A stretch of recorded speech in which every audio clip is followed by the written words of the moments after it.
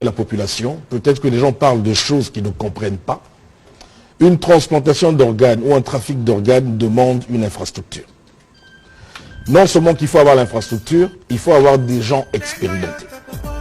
Des gens expérimentés pour prélever les organes, mais aussi des conditions de conservation et de transport. Et ensuite, il faut savoir que ces organes qui sont prélevés ont une demi-vie qui est très limitée. Par exemple, quand on retire un cœur, il ne peut survivre que 3 à 4 heures. Quand on retire un foie, il ne peut survivre en dehors du corps que 6 heures. Quand on retire un poumon, c'est 6 à 8 heures. Le rein, 1 jour à 2 jours. Mais ça ne suffit pas. Pour retirer un organe, ce sont des chirurgiens et des équipes entraînées. Et ça ne prend pas moins de 12 heures. C'est pour ça que je dis quand les gens parlent de choses dans les réseaux sociaux, ils ne savent pas de quoi ils parlent. Et au moment où on retire l'organe, on doit le transplanter directement.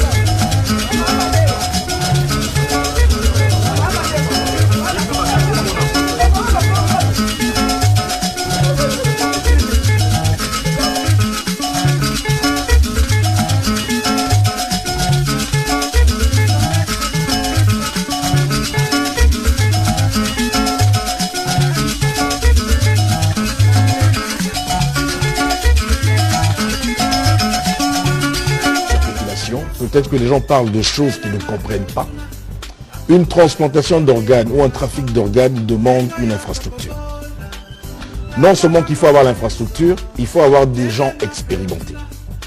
Des gens expérimentés pour prélever les organes, mais aussi des conditions de conservation et de transport. Et ensuite, il faut savoir que ces organes qui sont prélevés ont une demi-vie qui est très limitée. Par exemple, quand on retire un cœur, il ne peut survivre que 3 à 4 heures. Quand on retire un foie, il ne peut survivre en dehors du corps que 6 heures. Quand on retire un poumon, c'est 6 à 8 heures. Le rein, 1 jour à 2 jours. Mais ça ne suffit pas. Pour retirer un organe, ce sont des chirurgiens et des équipes entraînées. Et ça ne prend pas moins de 12 heures. C'est pour ça que je dis quand les gens parlent de choses dans les réseaux sociaux, ils ne savent pas de quoi ils parlent. Et au moment où on retire l'organe, on doit le transplanter directement. Sinon, ça ne sert à rien, ça ne va pas survivre. Et quand on regarde dans toutes ces conditions, monsieur le ministre, on pense que c'est assez irréaliste. Au niveau du ministère de la Santé, il n'y a aucune notification au niveau de nos zones de santé. Et non seulement ça, j'ai oublié de dire qu'il faut des laboratoires poussés. Parce que ce n'est pas n'importe quel organe qu'on va prendre, même si on a pris chez son frère, qui va marcher chez vous.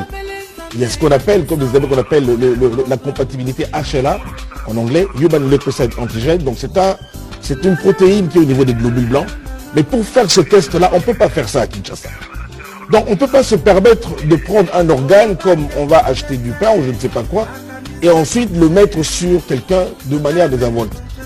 Je voudrais ici rassurer les gens, c'est une technologie très poussée pour arriver à faire la transplantation d'organes. Parce que même chez nous ici, on peut avoir des reins, mais nous n'avons pas les reins de la même façon. Il y a ce qu'on dit des anomalies qui sont viables. Quelqu'un peut avoir un seul rein, mais il vit. Vous le cherchez là-bas dans le dos alors qu'il n'est même pas dans le dos. Donc, avant même d'arriver à faire un prélèvement d'organes, il y a une série d'examens à faire. Parce que même cet organe-là, le rein, chez d'autres personnes, ils l'ont au niveau pelvien. Donc,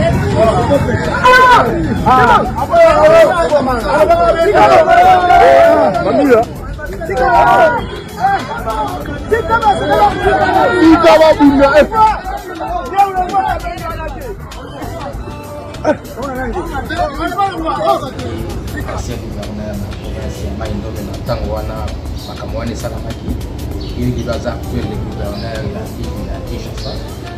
solo azali mwana mboka ou aza motende nandimi te monsieur Gentil aza motende te aza motende te parce que biso bana batende totikali tokomona ata ndekone moko te ko nièce neveu koko te d'ailleurs soi-disant mboka na ye bomboli mboka eza mpe na tombo moko ezoreprésente même dans ancienneté na ye to basekle nde bakunda baza te d'ailleurs bato baza wana baniaka yango bayebiki aza motende te papa nazalaki ugande azalaki camarade ya papa nazalaki ugande camarade ya ngobila oyo azalaka nganga ya vita omoni nde bakutanaki wana par rapport mobutu azoyepa na bango azwaki mwa grâce moko wana totikali mpe koyoka ye te panda bapolitisien oso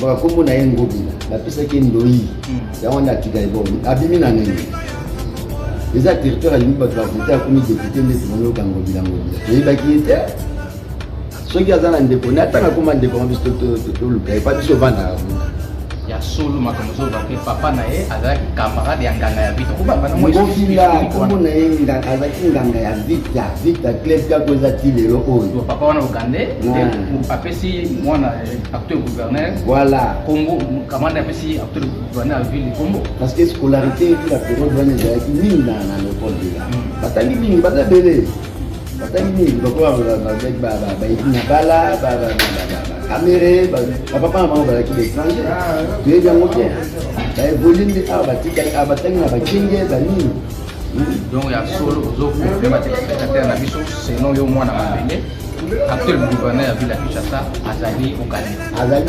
ugandais azali congolais te oyebi epeti na mboka ne mpe aza do yo mboka atangaka wana azali kaka bayemayaki ye aza mwana ya mboka wana te po aza mpe na trace kuna te soki mpe azalaki mwana mboka wana ayaka tika baninga ye mpeka tika bango na pasi lelo bon après guerre oyebiki bakimi nde moto akokanisaki biloko wana après guerre wana bakimi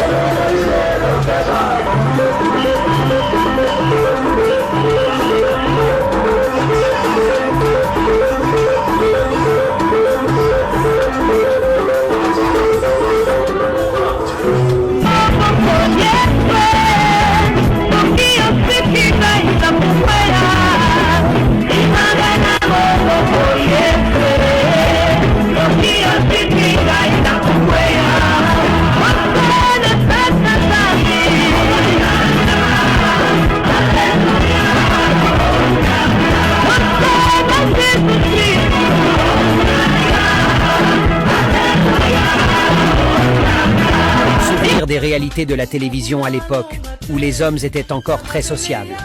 1. Les chaises sont pour les personnes âgées, et ils s'asseyent toujours derrière. 2. Celui qui parle trop, il sort.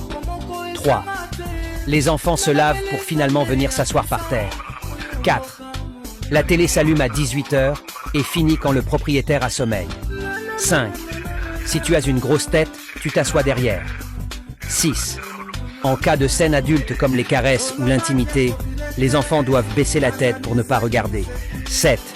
Il y a toujours un traducteur derrière qui est plus efficace plus que Google Traduction, mais qui en réalité nous mentait souvent. Surtout quand il s'agit des films en anglais. 8. La séance se termine toujours par « Qui a pris mes chaussures ?» 9. Il y a toujours un grand qui vient chercher son enfant ou son petit frère pour aller se laver. 10. Personne ne touche au bouton du volume, si ce n'est pas le propriétaire ou bien son fils. 11. Il y a toujours une dame avec son bébé qui pleure lorsque le film devient intéressant. 12. Dans la maison, il y a toujours quelqu'un qui maîtrise comment faire pour avoir des images de qualité. Souvent, il faut frapper sur la table ou sur un côté de la télé pour rétablir l'image. Si tu aimes les vidéos sur les souvenirs d'enfance et de la belle époque, abonne-toi à notre compte et like cette vidéo.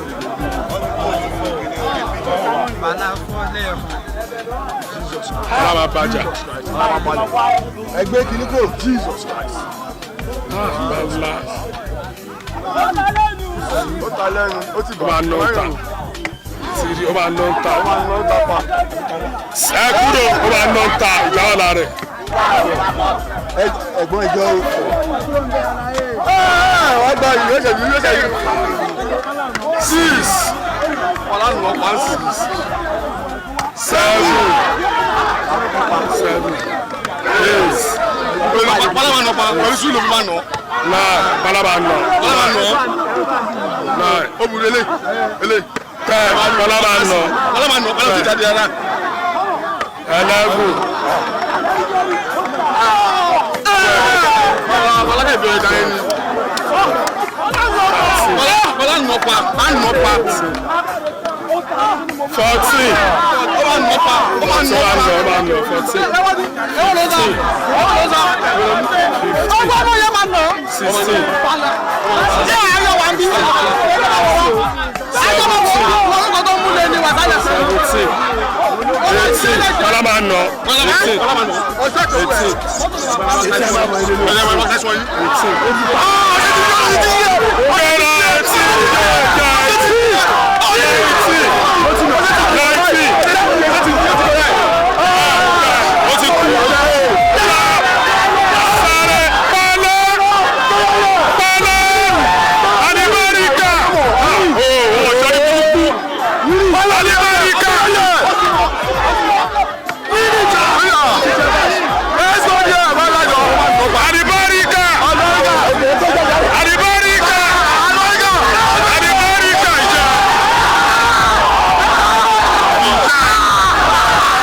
Du football de notre enfance. 1. On ne joue pas avec les chaussures pour éviter de blesser les autres. 2. Le plus gros ou grand est toujours le gardien. 3. Lors du choix des joueurs, si tu es choisi en dernier, c'est une humiliation car on considère que tu es un mauvais joueur. 4. Les 2 meilleurs joueurs ne peuvent pas jouer dans la même équipe, donc chacun d'eux choisit ses joueurs à tour de rôle. 5. L'équipe qui encaisse le premier but enlève son habit à moitié ou complètement pour rester torse nu. 6. Si tu veux être sûr de jouer, il faut être ami avec le propriétaire du ballon et parfois même l'aider à faire ses travaux ménagers. 7. Il n'y a pas d'arbitre, tout le monde est joueur et arbitre à la fois, donc quand il y a une faute, c'est le verdict populaire et par conséquent, il n'y a pas de carton rouge ou jaune. 8. Il n'y a pénalty ou coup franc que si la faute est grave et c'était souvent suite à des contestations. 9. S'il y a pénalty, le gardien peut être remplacé par le meilleur joueur de l'équipe juste pour la circonstance. 10. Peu importe le score, l'équipe qui marque le dernier but remporte le match. Ce qui rendait les matchs interminables vu qu'après chaque but, l'équipe adverse aussi voudrait à tout prix marquer et on jouait souvent jusqu'à la nuit ou parfois ce sont nos parents qui venaient nous chasser. 11. Si le gardien saute et que sa main ne touche pas le ballon, ce n'est pas un but, car on considère que le ballon est passé au-dessus des poteaux. 12. Un troisième corner successif se transforme automatiquement en penalty. 13. C'est quand il y a penalty qu'on va aller compter les pas de pied pour trouver le point de penalty, car il n'est pas identifié à l'avance. 14. Quand le ballon sort des limites du terrain pour une destination lointaine, c'est le tireur qui ira le chercher. 15. Si le propriétaire du ballon s'énerve ou si sa maman vient l'appeler, le match est terminé. 16. Un joueur qui marque un but et sort entre les 2 poteaux, le but est annulé. 17. La pluie n'arrête pas le match et souvent, le match devenait plus intéressant sous la pluie battante. 18. Si le ballon passe entre les jambes du gardien avant de marquer, ça compte pour 2 buts. 19. Le propriétaire peut prendre son ballon à tout moment et chacun vient le supplier et toi qui ne le fais pas, tu ne continueras plus le jeu. Si tu aimes les vidéos sur les souvenirs d'enfance et de la belle époque, abonne-toi à notre compte et like cette vidéo.